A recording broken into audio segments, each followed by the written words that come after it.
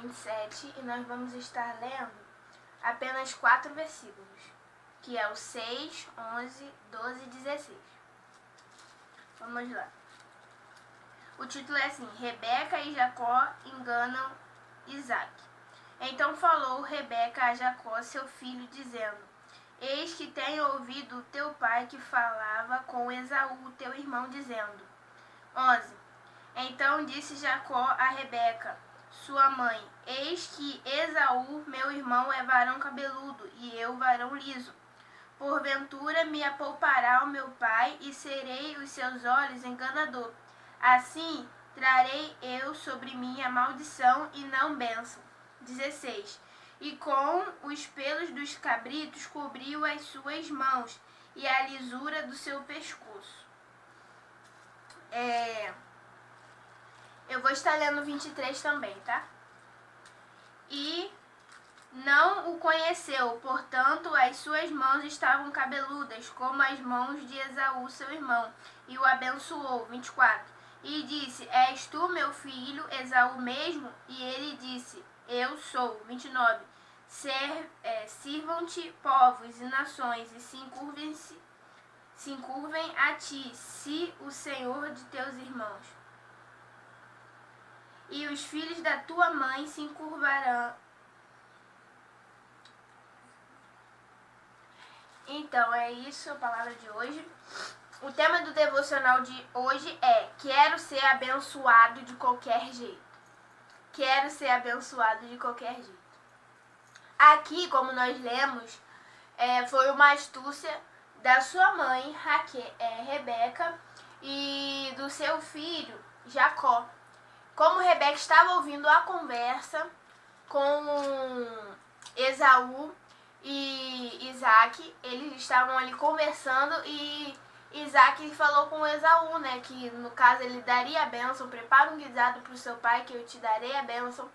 E nisso Rebeca escutou e já falou com Jacó e prepararam e tal. A Bíblia vai dizer até que Isaac fica meio assim e fala para Jacó: Ué, Jacó, como que foi tão rápido assim que você preparou esse guisado? Como foi, você caçou tão rápido assim? Jacó ainda vai dizer: o Deus me enviou a caça até mim, trouxe a caça até mim, ainda botou o nome de Deus ainda. E vai dizer a Bíblia que Jacó é abençoado no lugar de Esaú. A gente vai ver que Jacó sempre quer ser abençoado de qualquer jeito. Eu fui parar para analisar isso e eu vi que de todas as formas Jacó queria ser abençoado. De todos os jeitos Jacó queria ser abençoado. Só que dessa forma que ele fez, ele errou. Ele podia esperar a bênção dele, mas só que às vezes nós mesmos não podemos julgar, porque naquela época a bênção da primogenitura era uma bênção muito grande, muito extraordinária, abria portas. Sempre o primogênito tinha mais direito do que o mais novo. Então a bênção da primogenitura era uma bênção muito grande, era uma bênção que muitos queriam ter. E Jacó, ele sempre dá o jeito dele para receber bênção. Mas a gente vê que na maioria das vezes que a Bíblia está dizendo aqui sobre ele foi fazendo de formas errôneas para receber a bênção. E o que eu paro para entender, ele quer ser abençoado. Só que nós temos que pegar esse exemplo e entender que nós não precisamos trapacear o nosso irmão, nós não precisamos dar a volta em ninguém para receber bênção, para ser abençoado. Nós temos que estar posicionados em fervente oração, pedindo Deus bênçãos, em vez de querer o mal do nosso irmão, tracejar o mal do nosso irmão para ser abençoado. O capítulo 25 de Gênesis vai dizer que versículo 33 e 34. Então disse Jacó: Jura-me hoje.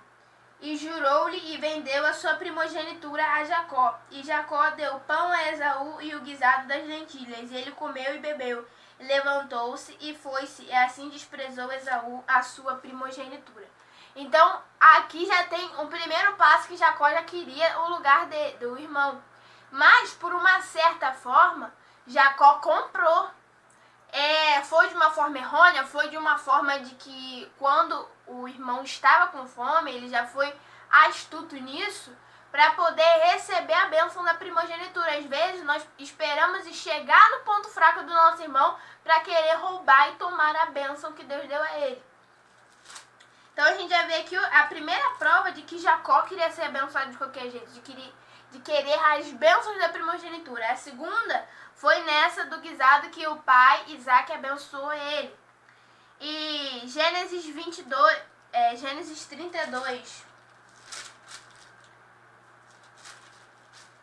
32, versículo 26. Disse-me, deixa-me ir, porque já a alva subiu. Porém ele disse, não te deixarei ir, se me não abençoares. Aqui já é Jacó lutando com o anjo para receber a bênção.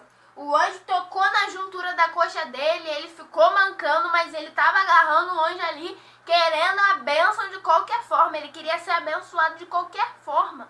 Aquele homem era um homem que corria de todas as formas para querer bênção. É de uma forma errônea? É, mas nós temos que pegar o exemplo não do que ele fez de errado para receber a bênção, mas pegar a parte de que ele insistia para receber bênção, ele insistia para receber vitória. Nós não devemos fazer erros e cometer erros como Jacó cometeu, mas temos que persistir como ele persistiu para receber bênçãos e vitórias. Mas ele sofreu a consequência por conta de enganar. Lá em Gênesis 29, versículo 21, vai dizer, e Labão engana a Jacó. Então, se ele plantou lá na frente, enganando seu irmão Esaú, agora Labão vai enganar Jacó. Porque tudo que nós plantamos, nós colhemos. Porque foi de uma forma errônea. Quando ele reconhece o erro, ele começa a ser abençoado muito mais do que quando ele estava roubando bênçãos do seu irmão. Gênesis 32,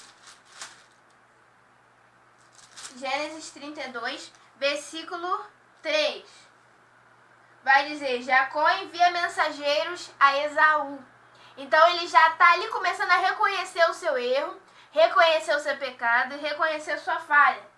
Versículo 22 vai dizer, Jacó luta com o anjo. Então nesse capítulo 22, nesse versículo 22 em diante, vai reconhecer, Deus vai fazer com o Jacó que ele seja abençoado entre as nações, que ele seja pai de multidões, que ele vai ter a herança e tal. Por quê? Porque ele reconhece o erro. No capítulo 33, 1, o encontro de Jacó com Esaú, de Esaú com Jacó. Nós vemos que ele ainda pecou contra